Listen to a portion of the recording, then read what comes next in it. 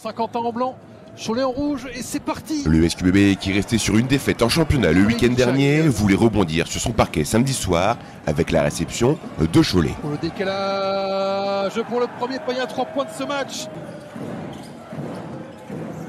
Et Johnson, son deuxième tir à 3 points. Dès les premières minutes, les Saint-Quentinois ont su mettre les ingrédients nécessaires dans la marmite pour tenir à distance leur adversaire du soir. Qui retrouve Olejniczak. Pour les Choletais, nouvel échec. Tiger Campbell repart de l'autre côté, en vitesse, il s'arrête, il marque. Melvin Aginsa en sortie de passe, ligne de fond. Une défense de haut niveau, ajoutée à une grosse intensité, permet au SQBB de mener les débats après 20 minutes de jeu. En seconde mi-temps, malgré un sursaut d'orgueil des Choletais, William Pfister et ses coéquipiers vont appuyer là où ça fait mal pour s'offrir une 6e victoire. Comme ça avec William Pfister. De la confiance à la maison après avoir giflé Bourg. Avec le panier accordé. Une statistique à retenir, Cholet ne va inscrire que 4 paniers durant les 20 dernières minutes, le reste des points étant simplement des lancers francs.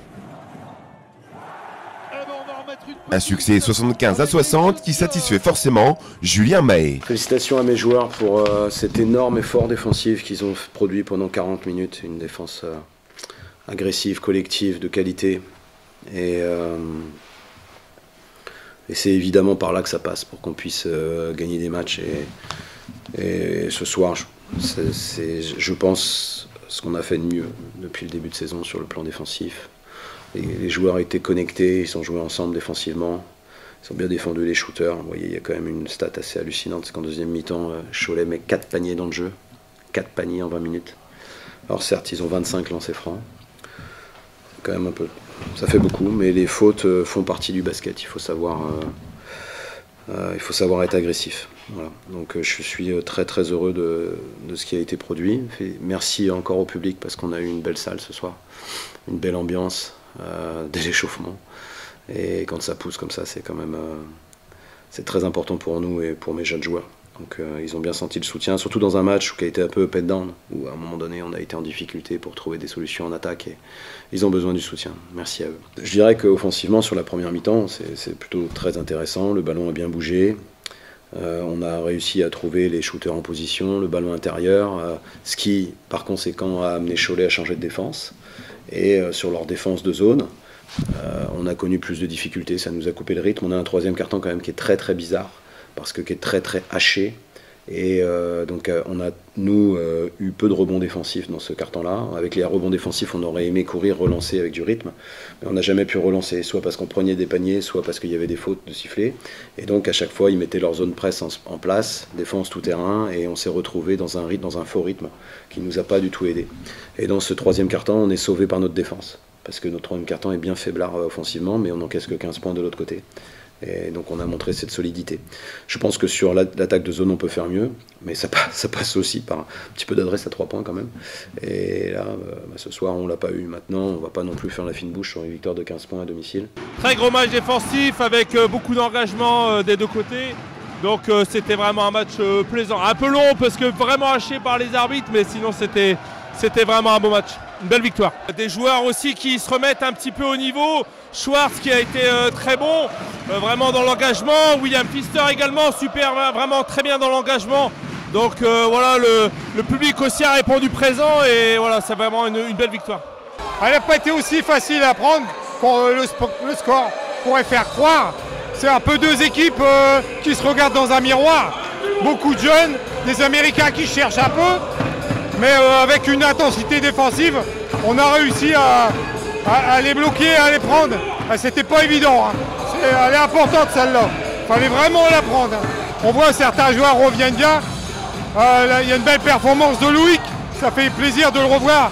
Et aussi Olejniczak, ça fait du bien. Donc on peut être confiant pour la suite. Une superbe soirée encore ce soir à Saint-Quentin. Une équipe qui s'est battue, une équipe Cholet, un mythe du basket français. Je pense que toutes ces équipes-là sont impressionnées de venir ici dans cette salle à Saint-Quentin. Moi, je suis en tout cas très fier d'être là ce soir. Super match, aussi bien des deux côtés du terrain, aussi bien en défense qu'en attaque. Une super défense, une adresse retrouvée, une victoire qui fait du bien au moral, au classement et on croit au maintien et on va gagner plus de matchs encore. Super défense, comme je te disais. On a su, même s'ils nous faisaient une presse, et on a réussi à en sortir. Et très bon partout. Tous les joueurs, très bon. Super ambiance comme d'habitude. Et on y croit, on va aller battre Blois et puis on va encore battre Roanne ici. Une victoire qui permet donc au SQBB de se redonner un peu de confiance avant de se déplacer dimanche prochain du côté de Blois. Après ce succès, les Saint-Quentinois pointent à la 11e place. Le Cholet pour Laurent Villa, c'est une 5e défaite consécutive en Betclic Elite. Cholet dans le dur. Restant sur une victoire face à Royan, le Saint-Quentin Volley se déplaçait samedi soir sur l'île de Beauté pour y affronter Ajaccio, actuel leader de Ligue B.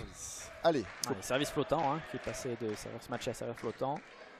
Plutôt pas mal, mais c'est bien tenu par le libéro. Oh, quelle attaque! Plutôt punchy, c'est pas mal. Allez, c'est lourd quand même comme ballon. Agile pour Bala. Voilà, quelle attaque! Malheureusement, la soirée a été compliquée pour les hommes de Dario Dekic qui ont subi les foudres des partenaires de l'ancien Saint-Quentinois, Daniel Bala. L'Écorce, toujours invaincu depuis le début de la saison, n'a laissé samedi soir aucune chance au SQV. On a fait ce qu'on savait faire, un premier set disputé qui va tourner en la faveur des locaux 26-24, mais les Diables Rouges d'Ajaccio vont ensuite dérouler 25-21 et 25-20 pour décrocher leur 7e succès en autant de rencontres. Oh, l'attaque de Malik Frédéric là-bas au bout de filet. Superbe. J'avais pas la ref, j'aime bien. Ah, super. Oh, la belle fixe d'Olivera. On n'arrive pas à attraper le centre pour le moment, ils sont efficaces. Ouais. Au centre depuis le début du match, on va le dire. Après, bon service de Thomas Gilles encore. Et Mabiala qui enchaîne l'attaque au centre. Allez, oui, bien embêtant, ça va être dur de la prendre. C'est Ro qui la garde. Non. Après ce revers et cette journée, le Saint-Quentin Volley occupe actuellement la 8e place avant de recevoir Reims le week-end prochain. Actuellement 3e au classement, le SQV doit rebondir. 25-20. Samedi après-midi, l'équipe première masculine du TTSQ disputait certainement le match le plus important de leur saison. Opposé à l'équipe de Tours, encore invaincue cette saison, les Saint-Quentinois devaient absolument s'imposer pour espérer décrocher leur ticket d'accession à l'échelon supérieur. Les garçons ont un match en effet très important puisque c'est la remontée en National 1 qui se joue. En effet, depuis de nombreuses saisons, pratiquement depuis que les équipes sont à 4 joueurs, l'équipe de Saint-Quentin est toujours restée en National 1. L'an dernier, malheureusement, la poule était très forte et ils sont descendus, mais ils ont le potentiel pour remonter, je pense. Mais il faut se méfier de Tours cet après-midi, qui est le rival le direct. Il suffit d'une seule équipe pour barrer la route et donc là il ne faut pas mésestimer les Tourangeaux. Nous on a le potentiel avec notre nouveau joueur portugais qui remplace positivement notre Vitali Efimov qui était le numéro 1 de l'équipe, on veut dire vraiment.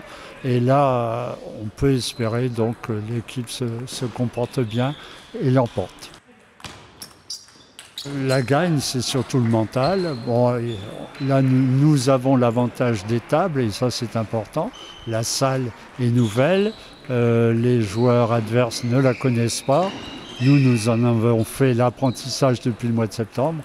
Et donc, je pense que c'est quand même un gros avantage pour l'équipe qui reçoit toujours. qu'en effet il y a deux phases.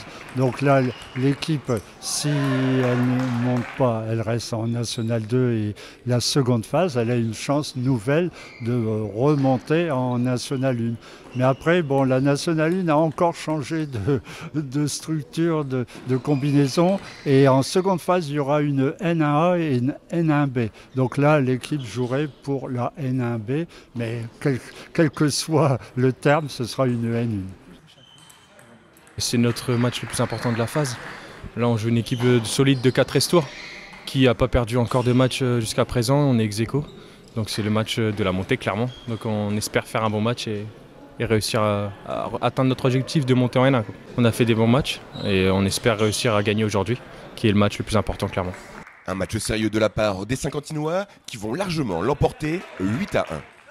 Grâce à ce succès, le TTSQ termine invaincu dans cette première phase et accède à la Nationale 1 qui débutera en janvier prochain. Bravo messieurs.